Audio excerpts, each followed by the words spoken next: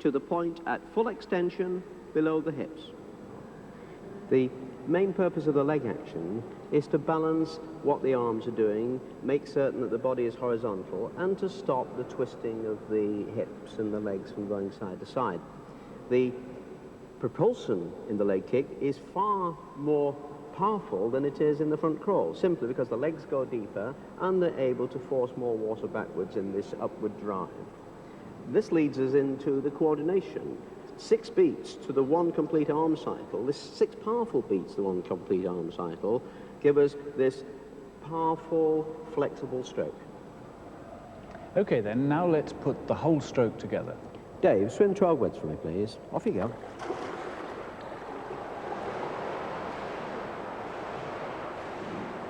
Body position. The head is high, the water is at the ear level.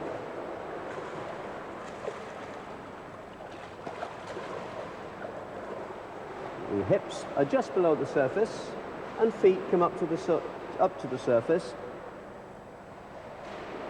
giving a saucer shape effect.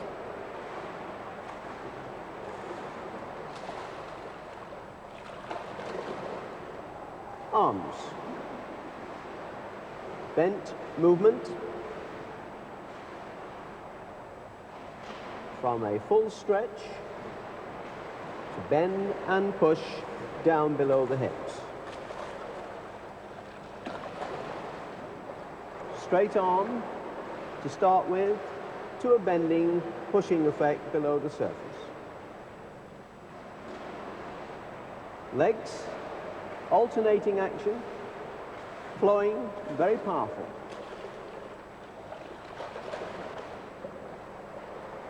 Up to surface.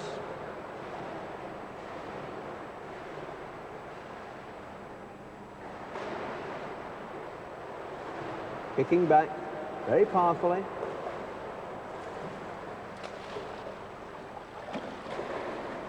Breathing. In on one arm and out on the other. Coordination. 6 beats to 1 full complete cycle. Well done, Dave.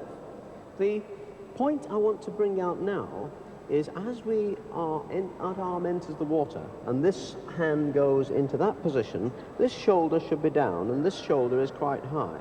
And I would want to have a look at that to show this rolling effect in the stroke. Swim 3 widths for me.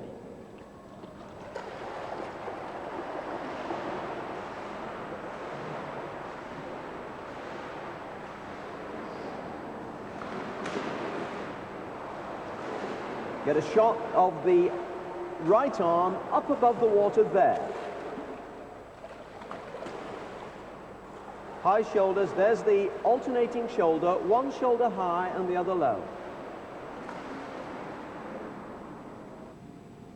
Now, the secret of success in learning the backstroke, according to Eddie, is a good leg action. So we'll spend the last few minutes of the program looking at a few practices that should suit you, whether you're old or whether you're young, like Lucy and Philippa here. Now, Lucy's going to do the leg practice and Philippa the arms. Lucy, off you go. Okay, Lucy, jump in the water. That's a good go. Now put those 2 under each arm and practice going that way, doing your leg kick, and then come back, put 1 float in there and come back using 1 float. Off you go. Now, what's the purpose of this, Eddie? Well, she's got 2 floats, and that's going to give her plenty of support, and it's going to give her a lot of confidence. And now, with that confidence, she can concentrate on the legs and get plenty of leg kick. What about the legs at the moment? Well, they're a bit high. She's got to do it with a bit too much gusto, but that's not too bad at this stage. Now, why the change over just to 1 float? Well, she's got less buoyancy now, and she's going to be lower in the water. She's got confidence, she's still got confidence with that. It's going to give her enough support to practice that leg kick. It's still a little too high yet. The feet should not come out of the water at this stage and stay under. That's better, she's doing that now. It's a lot better. Still a bit too much splashing? Yes. Very good, Philippa. Very, very good, Lucy. I'm calling the wrong name. Very good, Lucy. This time we'll go back without any support and just do a figure of 8 movement with the hands. Off you go.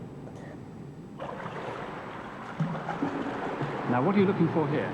Well, now she's got no support at all except the hands. The figure of 8 movement is going to give some propulsion, get her going faster, and that will give her the confidence to keep going. And she can still practice this leg action, and she's doing it very well. And now to end with today, an arm practice for Philippa and a couple more for both girls. Off you go, Philippa. Okay, Philippa. Okay, jump in the water.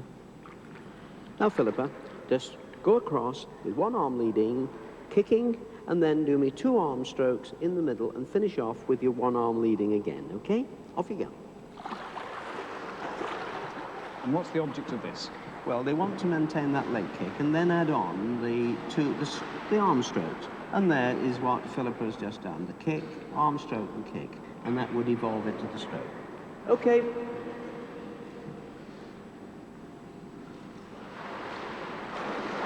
Same practice again. Same practice, but this time they'll swim now backstroke all the time, all the way down the pool. It's a slow build-up.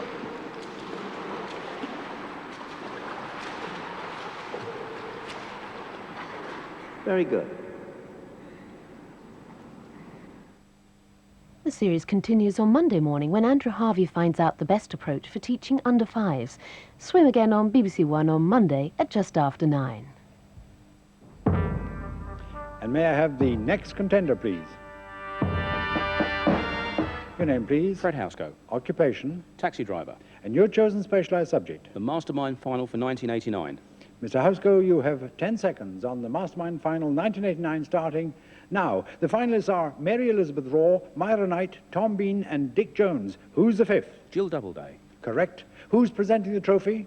I am. Correct. When is the programme to be transmitted? And you may answer. Sunday, June the 11th at 8:40 on BBC1. Correct. Now Ian McNaught-Davis arouses the curiosity of the team with some more ingenious inventions in It's Patently Obvious.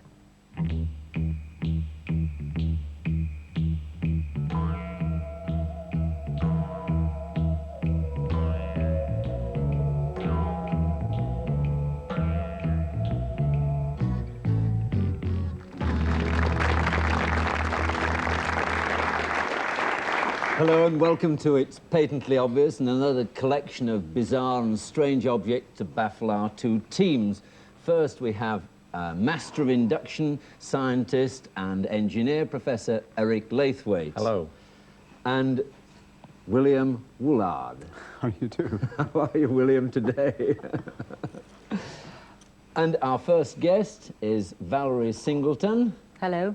And trying to read my mind from King's College London, Professor John Taylor. Hello.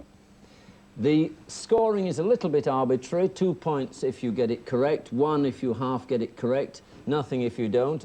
It has been known to give 3 points for being exceptionally entertaining. It has been known to give minus points sometimes if you're deeply boring. So the first object is for you, Eric, and it's right up your street, I would have thought. 1854. We actually made these are not the original ones, they were made from a patent registered about 1854. What would you say, Valerie? It's sort of... Shoes on a spring. Yes, it's too obvious to be true, isn't Yes. it? He's not going to want to know that it just gives you a spring in your step. He's going to want to know what they were designed for. And a strap here, you see, so, yes, that's... Yeah, and a strap there, which goes around the back Are we of allowed the to have ankle. a clue as to which country? Would that give it away? They were made in France. So I was going to say they could have been Japanese, this sort of thing that No. Japanese Well, I might was wear. thinking they're either for perhaps walking in marshy ground or for walking on hard roads. It's No. to do with the nature of the surface under, is it, that we're looking for? Or is it something to do with your muscles, you know? No, something- nothing to do with your muscles. It's something to do with the surface you're The under. surface you're on. Yes. Well, That's it wouldn't what I be thought. snow, would it? Well, the thing to do is to Ice? try it, and if you don't get a response, it's not snow. Ice? Something like ice? No ice, no. No, not ice. But they've been used in the towns or in the country? Neither. No, it's a special thing. Middle of the last century? It's for people who spend a lot of their time on their feet. Not necessarily, no. Not No, necessarily. it's not for that. It's to prevent something. Very and strange. Foot rot. Corns? Not corns. Corns. To prevent. And the original ones would have been made in wood like this? Yes, they're pretty much like the original ones. Is it for training? It's to stop people Not from for being training. sloppy They when didn't work. walk. At least I don't think they would I work. You're always going want to be to try trying them on with and see yourself, what they were Eric. like when they were... Oh, what could you walk on with these? They certainly think what don't you would work, have but They don't work. no, we didn't exactly imply that all our inventions, all these patents worked. Obviously, they're being used today. If they did work, they're being used today, I'm sure. Far from it, yes. Yeah, so not around, are they? No. Not around, no.